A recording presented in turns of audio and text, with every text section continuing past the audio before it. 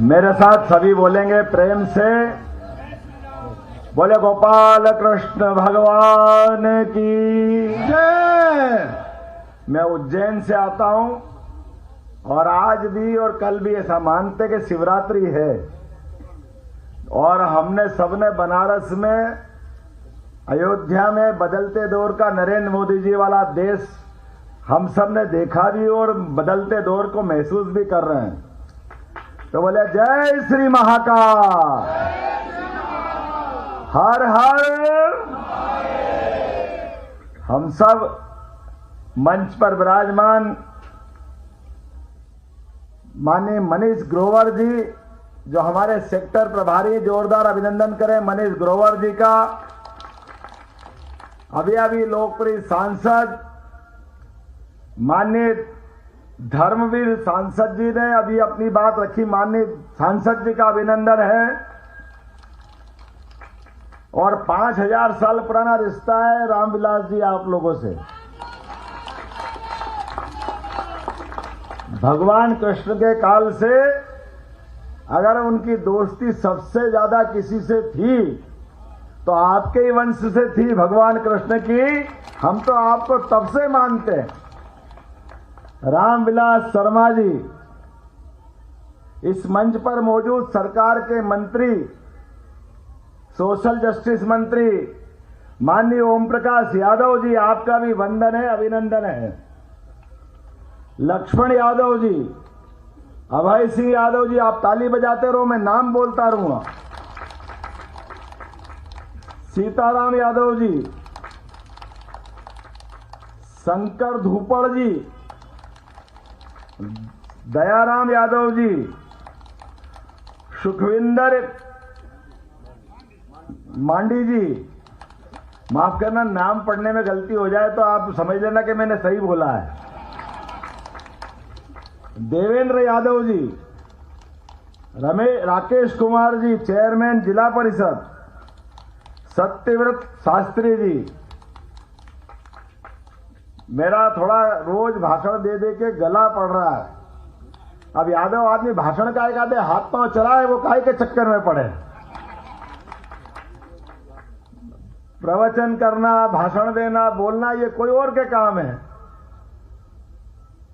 मैं तो अपनी बात को कम शब्दों में लेकिन भाव से ज्यादा समझूंगा। भाषा से जो समझाने वाले हमारे काफी वरिष्ठ जन यहां मौजूद है और हम जिनको मानते हैं, आप तो और सौभाग्यशाली हो।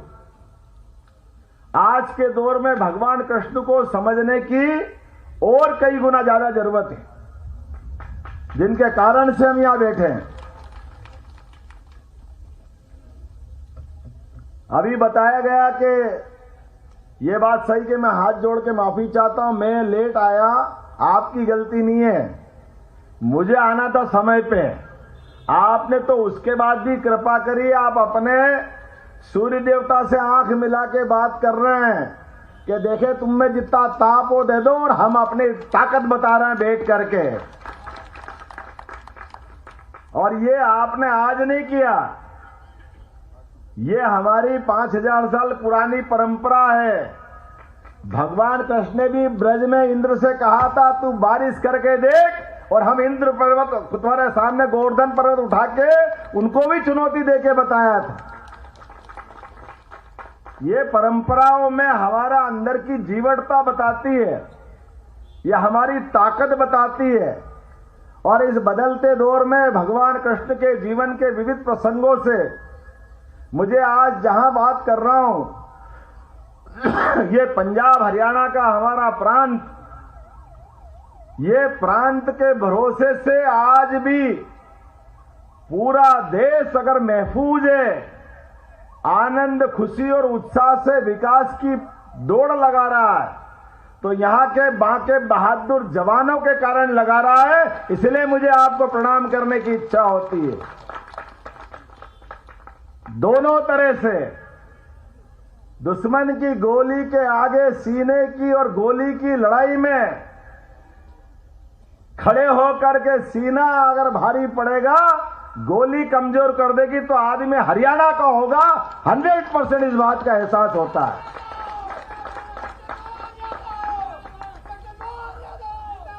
और आज नहीं, हर काल में, हर युग में, हर समय आज हम सब देख सकते हैं 142 करोड़ का देश है, लेकिन 142 करोड़ के देश के सामने अगर शांति की बात आती है, सुरक्षा की बात आती है, व्यवस्थाओं की बात आती है, तो मैं अपनी सारी आर्मी के आगे हाथ जोड़ के शीश नवाता हूं। उनकी सबकी संख्या केवल 13.5 लाख है। इतना विशाल देश, और आप सारी बीएसएफ वगैरह सीआरपी जोड़ लो, 20 लाख इनकी जोड़ लो, सारी पुलिस फोर्स मिला लो, तो सब मिला के 40 लाख। लेकिन ये 40 लाख लोग अपनी जान की बाजी लगा करके भारत को सबसे बढ़िया सुरक्षा व्यवस्था दिखाते हुए दुनिया का सबसे बड़ा लोकतंत्र जिंदा रख के बताते हैं। इनकी जिंदादिली की तुलना करना तो कर लो पाकिस्तान से, अफगानिस्तान से और ऐसे सारे देशों से। वहां क्या हालत है, हमारे यहां की क्या हालत है। हमारी और उनकी तुलना उसी से मालूम पड़ती है। और मैं आज जो बात कर रहा हूं, ये लोकतंत्र को जिंदा रखने के लिए ही बात कर रहा हूं। भगवान कृष्ण के जीवन की बात देखो, उनने कहा कि धर्म के मार्ग पे चलना और धर्म के लिए ही उनका जन्म हुआ। भगवान कृष्ण के जीवन के कष्ट देखो तो कदम कदम पे जितने कष्ट उनने झेले उतने तो किसी ने झेले ही नहीं होंगे, लेकिन प्रत्येक कष्ट से वो डर के नहीं भागे। उन्होंने अपने आप को आगे खड़ा करके समाज को पीछे मार्ग बताया। ये भगवान कृष्ण का जीवन पूरी दुनिया को प्रेरणा देता है, हजारों हजार साल से किसी बात से नहीं डरे। और जाने अनजाने हम ही उनको कई बार गलत कह देते हैं, हमसे निकल जाती बात। भगवान ने कहा कि कंस के घर माखन नहीं जाना चाहिए, वो तो हमारा दुश्मन है। यह अलग बात है कि उस समय बहुत सारी घटना ऐसी थी कि बालक रूप में भगवान कृष्ण थे, माखन बनता था घर में, तो बच्चे को मालूम तो पड़ गया बकासुर मारने आए तो किसको मारने आया था, भगवान कृष्ण को। पूतना मारने आई तो भगवान कृष्ण को। पैदा कैसे हुए ये तो मालूम नहीं था उनको कि जेल में हुए, वसुदेव देव की बाद में मिले। लेकिन जिस बालक को ये कष्ट ही घर में मिल रहा है और हर बार वो जो उन पर आक्रमण करने वाला है उसको मारते जा रहे हैं भगवान, तो मारते मारते यशोदा माँ से तो पूछ तो सकते हैं कि माँ ये कौन भेज रहा है, किसके लोग हैं। तो बालक को माँ नहीं बताएगी बेटा तू घर में रहे, ये सब कंस के लोग हैं। अब बच्चे के मन में तो बैठ ही जाएगा शर्मा जी के नहीं बैठेगा शास्त्री जी कि एक बकासुर आ रहा है, धेनासुर आ रहा है, कोई न कोई रोज मारने आ रहा है। लेकिन वो पक्का यादव पट्टा सबको निपटाया जा रहा है घर में से अपने से। और ऐसे करते करते लगातार वो अपनी उम्र बढ़ती जा रही है और बढ़ती उम्र में एहसास हो रहा है कि यार ये अपने घर में जो आ रहा है ये तो दुश्मन, अपने को समझ में आई ये कंस के लोग हैं। लेकिन ये माखन बन रहा है घर में, ये मटकी भर भर के कहां जा रहा है।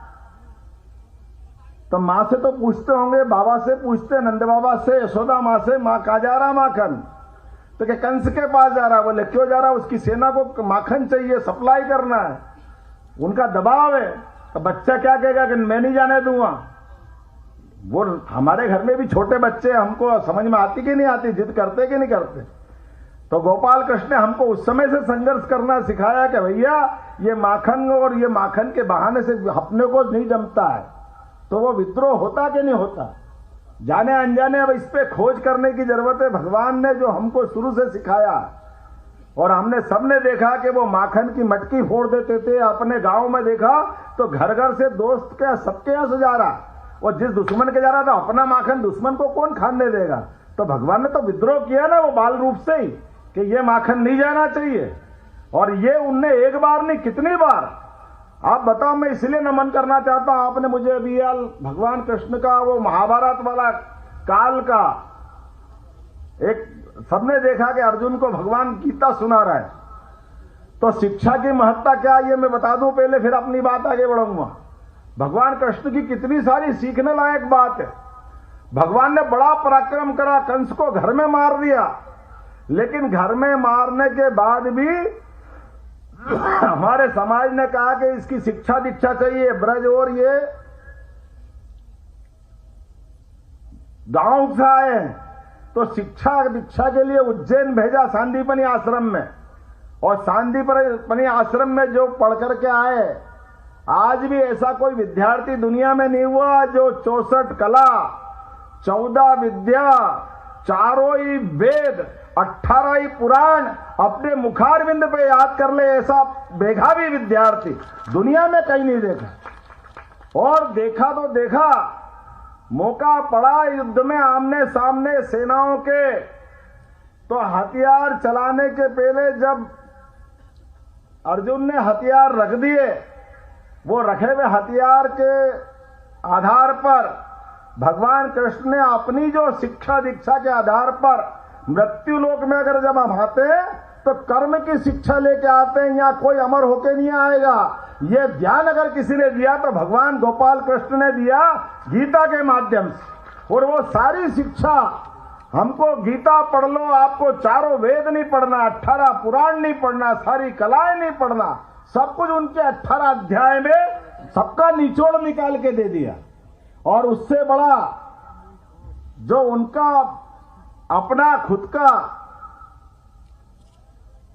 का अपने आधार पर जो उनने कर्म बताया वो हमको सीखने लायक है।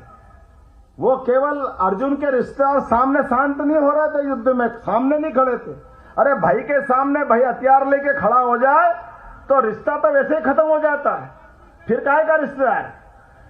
अर्जुन के कोई रिश्तेदार नहीं थे, लेकिन उसके बाद भी भगवान कृष्ण के बोलने के बाद भी अर्जुन तो डबल माइंड हो रहा है, लेकिन भगवान कृष्ण तो अपनी सारी सेना अपने ऑर्डर से सामने खड़ी करी थी।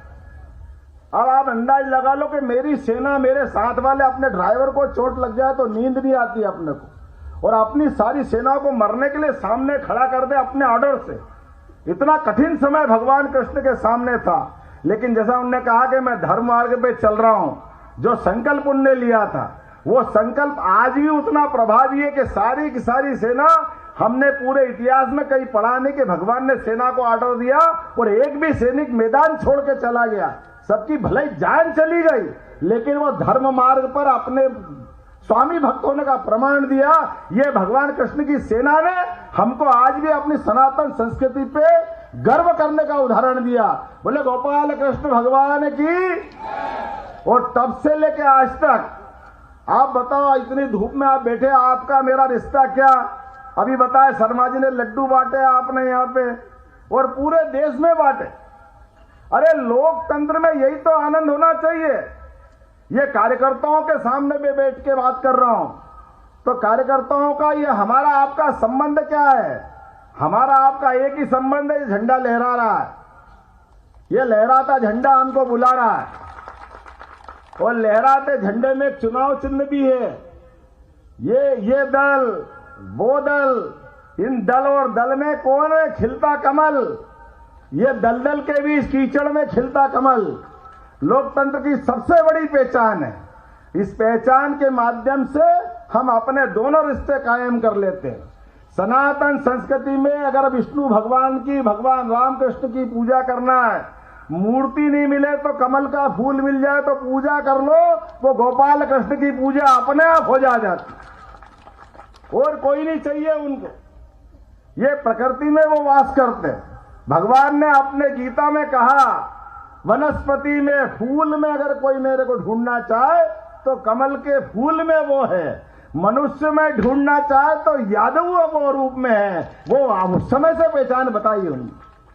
और ये जो पहचान बताई है, आज हम वर्तमान के दौर में देखे कि मनुष्यता के नाते से मैं जिस पार्टी में हूं, उस पार्टी के आधार पर मेरे कोई पिताजी जीवन में कभी पार्षद का चुनाव नहीं लड़े, मेरे परिवार में कोई विधायक नहीं बना, मेरे परिवार में कोई सांसद नहीं बना, लेकिन ये जो लोकतंत्र है, चंद्रशेखर आजाद, भगत सिंह, इनने सबने देश की आजादी के लिए, या भगवान ने 5000 साल पहले भी अपना धर्म के माध्यम से जो अपने इस देश में सनातन संस्कृति की रक्षा करने का जो अभियान चलाया, नरेंद्र मोदी जी क्या कर रहे हैं? वही तो कर रहा है। जोरदार ताली बजाओ नरेंद्र मोदी जी के लिए। हर गरीब से गरीब आदमी के जीवन में सुख का सूरज निकले, उसके कष्ट दूर हो, इसलिए तो 80 करोड़ लोगों के लिए निःशुल्क अन्न दे रहे हैं। निःशुल्क अन्न देने की क्या मतलब निकला? जिनका घर पक्का नहीं उनको पक्का घर बना के दे रहे हैं।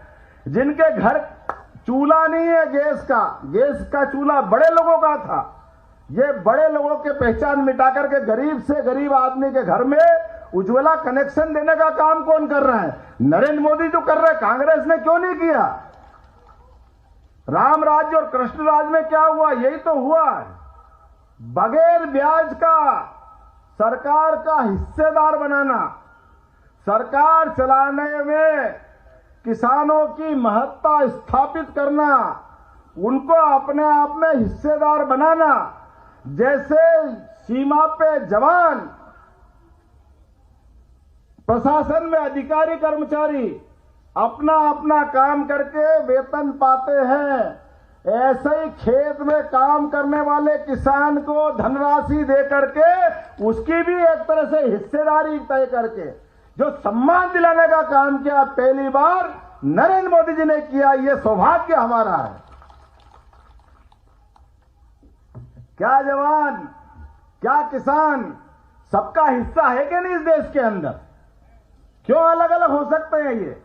ये पैसे का सवाल नहीं है, ये सम्मान का सवाल है, ये स्वाभिमान का सवाल है। और इनका तो वर्तमान में, अतीत में हमारी भगवान राम की, भगवान कृष्ण की जो परंपरा है, उस परंपरा के आधार पर जब लोकसभा के चुनाव में हम जा रहे हैं तो हमको इस तरफ देखना ही पड़ेगा। भैया, तुम्हारी पार्टी के अंदर तुम्हारे साथ काम करने वाले लोग, कार्यकर्ता, आप बताओ उनमें से कोई भी आदमी एक बता दो जो अपने बाल बच्चे के अलावा किसी कार्यकर्ता को बड़े पद पे बिठाता है। कोई एक लाइन देख लो, कोई सी भी पार्टी उठा के देखो। तो तुम्हारी पार्टी का झंडा क्यों टोके? तुम्हारे घर वालों से टुकवा लो, वो ही टोकेंगे। हमारी पार्टी वो पार्टी है, नरेंद्र मोदी का कोई बाल बच्चा है क्या? जोरदार ताली बजाओ अपनी इस पार्टी में घर फूक तमाशा देख वाले।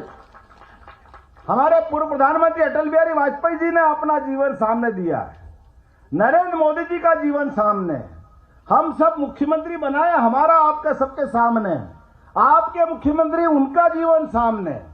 अरे भाई, देश को चलाने के लिए, प्रदेश को चलाने के लिए ऐसे ही तो किसी घर से उठाकर कोई पद पे बिठा दो, यही तो लोकतंत्र की खूबसूरती है और यही सनातन संस्कृति की धारा है। इसके अलावा कुछ नहीं है। लोकतंत्र जिंदा इसीलिए रहेगा। हमने वसुदैव कुटुंबकम, पूरी वसुधा को एक कुटुंब माना है। हमारा ये जीवन जियो और जीने दो की भावना के आधार पे है। और आज के दौर में हमारा तो ज्यादा महत्व बढ़ गया है। जब अयोध्या में आनंद आ गया 22 जनवरी को, बोलो जय जय श्री राम।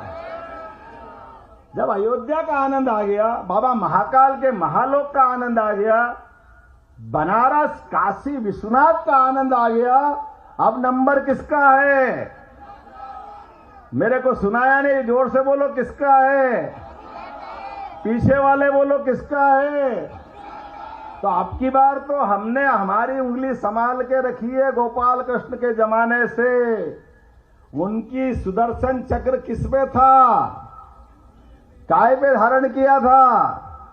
अब की बार उंगली दबेगी कमल के फूल के ऊपर, सुदर्शन चक्र चलेगा, कांग्रेस का पता नहीं लगेगा। बोलो लगेगा क्या? तीसरी बार सरकार बनेगी हमारे सुदर्शन चक्र से। कौन कौन बनाना चाहता है अपने अपने हाथ उठा के बताओ और संकल्प कर लो, मुट्ठी बांध करके अपने स्थान पे खड़े हो जाओ और हम सब संकल्प करें कि जब तक कि पूरा चुनाव नहीं हो जाए हम कोई शांति से नहीं बैठेंगे। हम सब कार्यकर्ता ड्राइविंग सीट पे बैठने वाले ड्राइवर, बस पे सवारी कितनी भी बैठ जाए, लेकिन ड्राइवर जागेगा तो मुकाम पे पहुंचाएगा कि नहीं पहुंचाएगा? तो मेरी बात से सहमत हो तो सभी जोर से बोलो भारत माता की, भारत माता की, भारत माता की। जब तक चुनाव नहीं हो जाए, प्रचंड बहुमत से जीत नहीं जाओ, तब तक ये संकल्प याद रखना। बहुत बहुत धन्यवाद। भारत माता की जय।